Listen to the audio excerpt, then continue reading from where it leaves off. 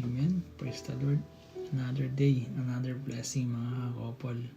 So, salamat po sa another opportunity na makapagbahagi po kami ni Mrs. ng words of encouragement. Grabe ka partner ah. Parang ilang araw na lang din yung binigay mo ah. Anyway po, I've been busy.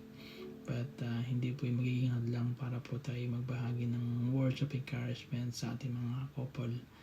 And actually recorded po yung napagdesisyonan namin dahil nga po may pasok ako tomorrow. So it so happened na actually I filed 1 day leave this for this coming Saturday. But grabe sa Lord, talagang masabi natin na God is good dahil kinancel po ng boss ko yung aking 1 day leave. Instead, he changed my off. So, we will be having our prayer caravan in the other island po this coming Saturday. Kaya, yun po, talagang God is good. Doon po natin makikita na once we are obeying Him, makikita po natin how He move sa buhay natin talaga. Yung obedience natin always be reminded that in obeying the Lord, there is always a blessing. Amen. Amen po.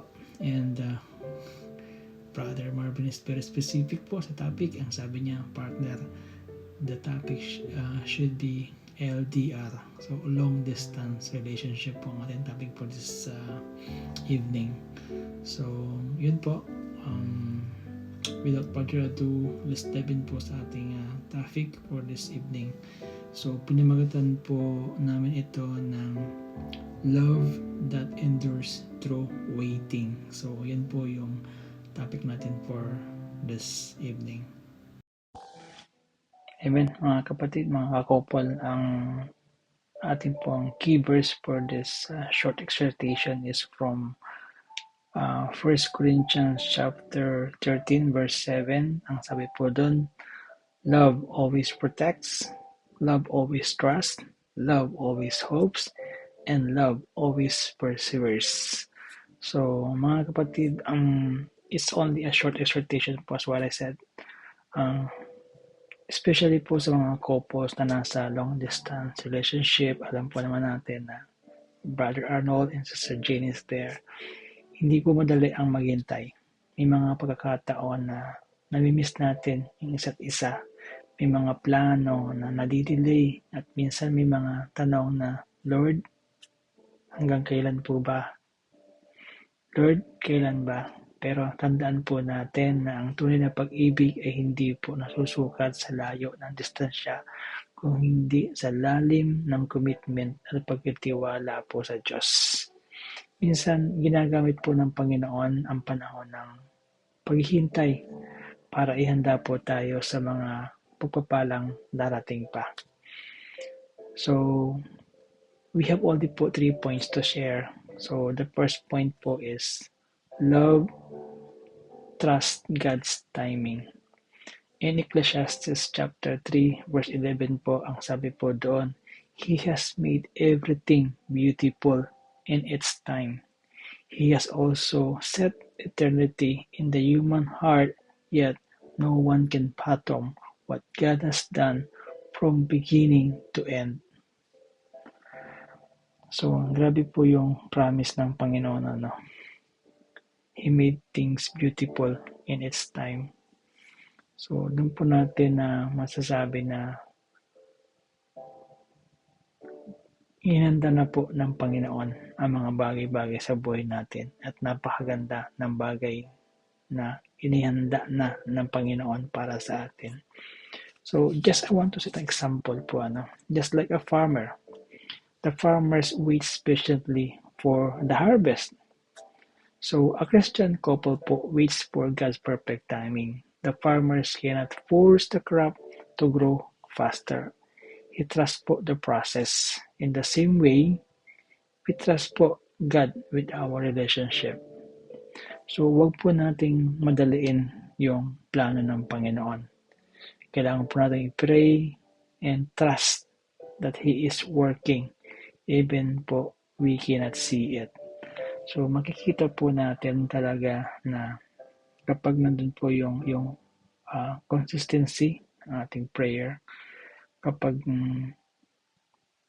ating idinudulog po sa Panginoon, in His perfect time po, ipagkakaloob po talaga ng Panginoon kung ano man ang ating ipinapanalangin. Because God is giving us the authority to claim.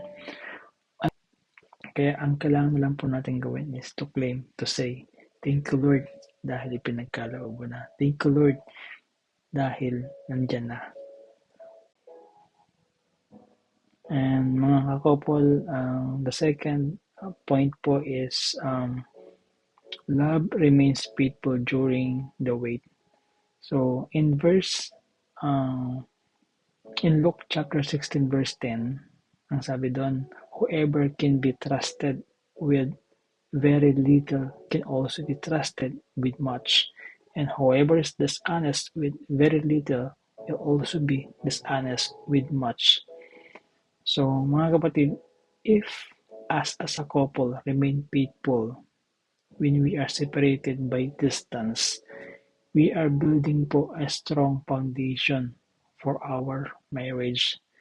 Faithfulness po in small things today prepares them for greater responsibilities tomorrow. So, mga kapatid po, mga kakopol, let's choose to be loyal po sa ating mga kabiyak. Honest and maging consistent po tayo even po no one is watching. Amen po. So, hayaan po natin na ilid tayo ng Panginoon sa mga bagay-bagay. And yung fruit po ng faithfulness ng Panginoon sa atin dapat nakikita. Di po ba? Amen. Amen. And our last point po is love grows stronger through perseverance. And in Romans po, chapter 5, verse 3 to 4, it says, not only so, but we also glory in sufferings because we know that suffering produces perseverance. Perseverance, character, and character, hope. So, hindi lang po tayo nagagalak kapag andyan yung blessing sa atin. Nagagalak din po tayo kapag kahit na dumaranas po tayo ng paghihirap, ng pagsubok. Dahil dun po sa pagsubok, natututo po tayo, natututo tayong magtiis. Alam natin po na yung pagtitiis natin is behind that may may tagumpay na naghihintay para sa atin. Sabi nga, di ba, there is always rainbow after the rain. Ibig sabihin, may magandang mangyayari. So, like po ng gold po is nire-refine through fire. Likewise po, challenges po is in LDR can strengthen po our relationship when both as partners depend on God. Amen. Difficulties po reveal whether love is based on convenience or commitment. Dapat po hindi po tayo napanghihina ng loob kasi po always po ang ating Panginoon po ang ating hope. Kaya sometimes po mahirap nandiyan po yung emotion natin. Pero of course, lagi po natin tatandaan na hindi po tayo pinababayaan ng Panginoon. He is always there to comfort us when it comes na nandyan po na sabi nga, nandyan yung dumarating sa atin yung time na yung kalungkutan. But ang magiging kasiyahan po natin ay ang Panginoon. He will never leave us. He will never forsake us po mga kapatid. Mga kakopol, instead po na mag-complain tayo about sa situation natin, about kung ano man yung nangyayari sa ngayon, like yung LDR. So we need to ask po God what He wants to teach us through it. And alam po natin na hindi tayo pababayaan ng Panginoon. So mga kapatid, distance po may separate two people physically, but it cannot separate two hearts that are united in Christ.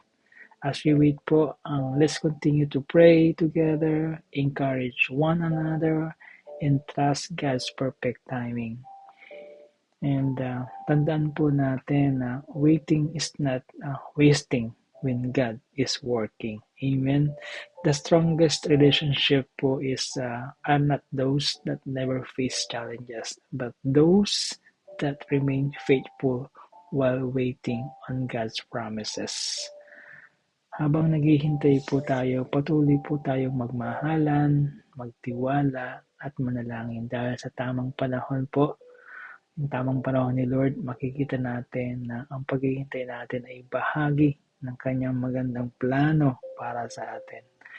And mga kapatid, huwag po nating hayaan na lamunin tayo ng ating mga kalungkutan. But of course, we need po always to guard our hearts and minds. God bless po everyone. Short lang po talaga ito, very short preparation. I think it was Thursday nang sinabihan po ako ni Brother Marvin na kami po yung mag-i-exhort. And amen po. Lord to God, all things work together for good. And nawa po ang bawat isa ay maging pagpapala sa bawat isa. God bless po everyone.